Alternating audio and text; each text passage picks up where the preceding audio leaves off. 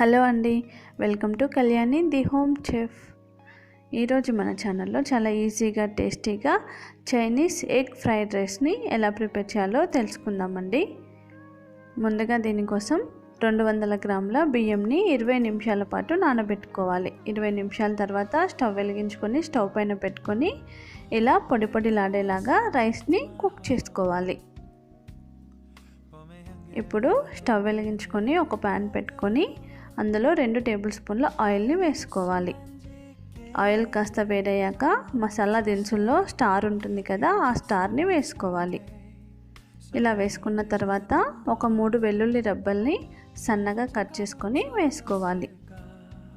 ఇవి రంగు మారేంత వరకు ఫ్రై చేసుకోవాలండి.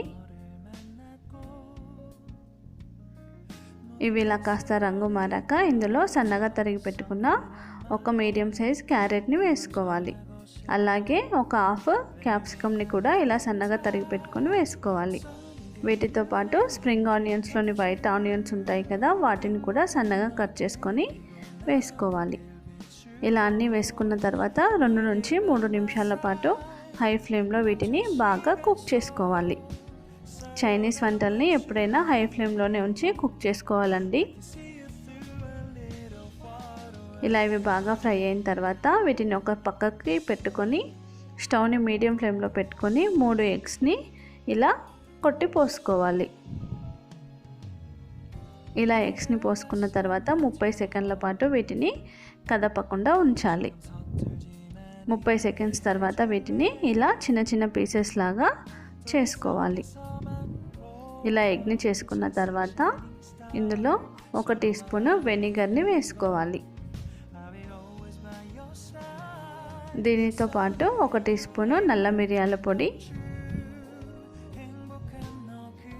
రుచికి సరిపడా ఉప్పును కూడా వేసుకోవాలి. ఇలా వేసుకున్న తర్వాత స్టవ్ని హై ఫ్లేమ్లో పెట్టుకొని వీటన్నిటిని బాగా కలుపుకోవాలి.